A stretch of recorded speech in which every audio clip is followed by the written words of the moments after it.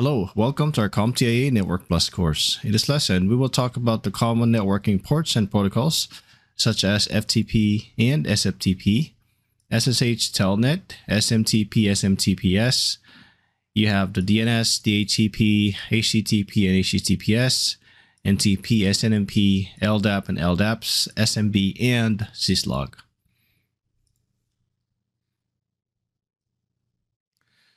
Ports and protocols form the backbone of network communication, providing a structured framework for efficient data transfer.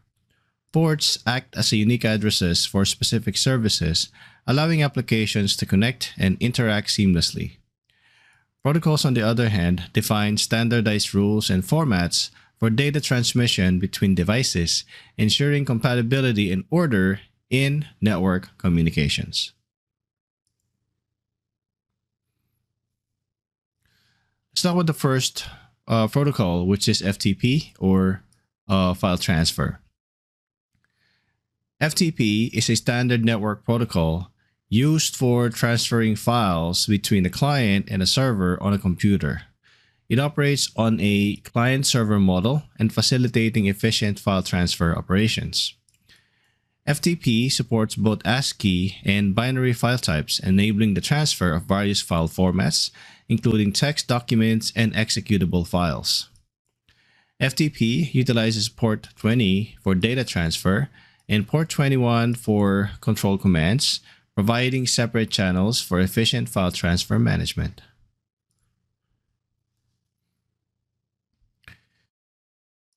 Let's talk about SFTP, or the Secure File Transfer Protocol. SFTP enhances the security of file transfers by leveraging SSH for encryption and authentication. And this protocol offers improved protection compared to standard FTP, ensuring the confidentiality and integrity of data transfer. SFTP encrypts both ends and data during file transfers, ensuring confidentiality and integrity of the transmitted information. SFTP uses port 22, the same as SSH, simplifying firewall configurations and enhancing overall network security. SSH, or Secure Shell, is a cryptographic network protocol that provides a secure channel for data exchange and remote access. It employs a robust encryption algorithm to protect data from unauthorized access, making it a crucial tool for secure remote system administration and file transfers. Now, SSH operates on port 22 by default for secure remote access and facilitating encrypted connections for various network operations.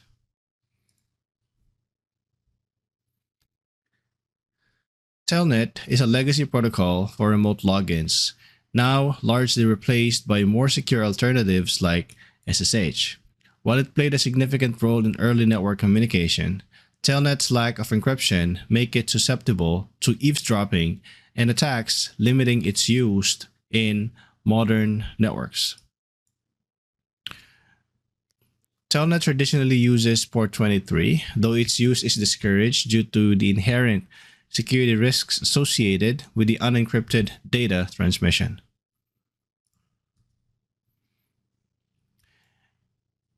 SMTP, or Simple Mail Transfer Protocol, is the standard protocol for email transmission between servers and clients. It operates on a client-server model, facilitating the sending and receiving of email messages across the network. SMTP operates on a client-server model as well for sending and receiving emails, allowing efficient communication between email servers and the client applications. SMTP uses port 25 with secure variants using ports 465 or 587 for encrypted email transmission.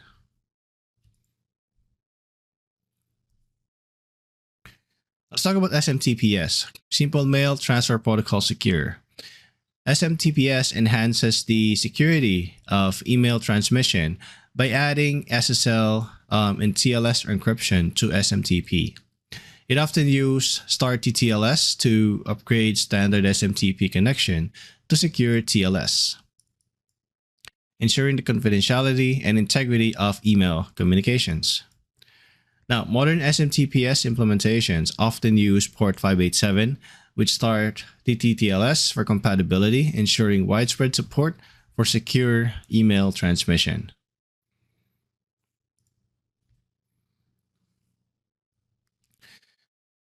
Let's talk about domain name system, or DNS. The domain name system is a very important component of the internet infrastructure, translating human readable domain names into IP addresses for efficient internet navigation. It operates on a hierarchical naming system, enabling efficient management and resolution of the domain names across the global network. DNS uses UDP port 53 for queries and TCP port 53 for zone transfers, enabling efficient name resolution and data transfer.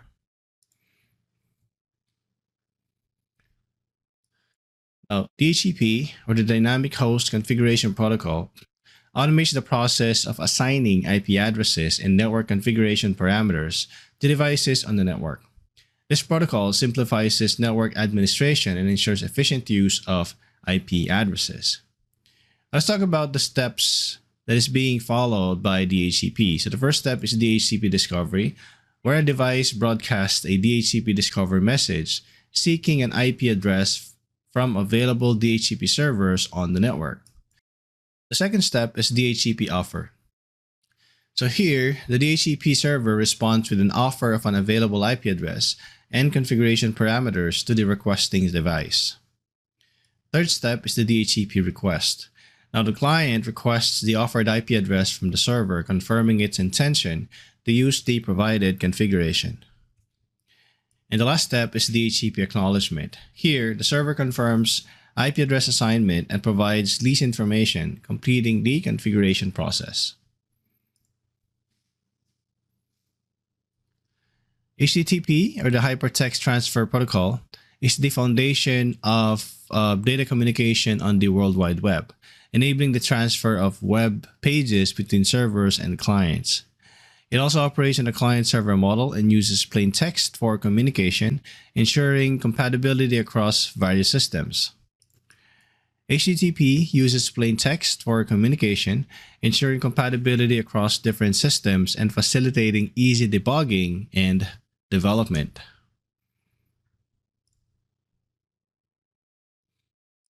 Let's go to the more secure one, which is HTTPS, or Hypertext Transfer Protocol Secure. It enhances the security of web communication by adding encryption and authentication. It uses SSL TLS protocols to establish a secure connection between the client and the servers, protecting sensitive data during transmission. Now, here are the steps for HTTPS for you to be able to download a specific web page. First is the connection initiation. Here, the client initiates a connection on port 443 for HTTPS communication and signaling the start of a secure session. Next is the client and the server engage in a cryptographic handshake to establish a secure connection, negotiating encryption parameters. So this is what we call the SSL TLS handshake. Third, the client verifies the server SSL TLS certificate for authentication, ensuring the legitimacy of the connection. And lastly is the encrypted communication. Here, all data transmitted is encrypted, ensuring confidentiality and integrity of the information exchanged between the client and the server. NTP, or the Network Time Protocol. NTP is also another important component or an important protocol that is used for synchronizing systems clocks across the network, ensuring accurate timekeeping for various applications and services. It employs a hierarchical system of time servers for widespread distribution of accurate information. NTP is critical for log analysis, financial transactions, and security protocols where precise timing is essential for proper functionality and auditing. Let's talk about SNMP, or the Simple Network Management Protocol. So SNMP is a standard protocol for network management and monitoring. It enables the collection of performance and health data from network devices and facilitating the efficient network administration and troubleshooting. So, in terms of data collection, SNMP facilitates the collection of network performance and health data, enabling administrator to monitor and optimize the network operations. All right, now let's talk about LDAP, or the Lightweight Directory Access Protocol. LDAP is a protocol for accessing and maintaining distributed directory information services over an IP network. It uses a hierarchical tree-like structure for efficient organization of information and integrates with various applications for centralized directory and management. LDAP Secure. So LDAP Secure enhances the security of LDAP communications by implementing SSL TLS encryption. It operates on port 636, providing a dedicated channel for secure communication and ensuring the confidentiality and integrity of directory services data. Talk about SMB, or the Server Message Block. Server Message Block is a network file sharing protocol that enables files and printers sharing across a network. It allows users to access remote files and folders as if they were local, and incorporating authentication and authorization mechanisms for resource access control. So, in terms of port usage, the modern SMB implementations primarily use port 445 for direct TCP/IP communication and streamlining network configuration. Okay. Last topic is about syslog. Syslog is a standard protocol used for collecting and centralizing log messages from various network devices. It employs a simple protocol for transmitting log messages over the network and facilitating efficient system monitoring and troubleshooting. Syslog utilizes port 514 and TCP port 1468 for long transmission, providing flexibility in network configurations. Okay?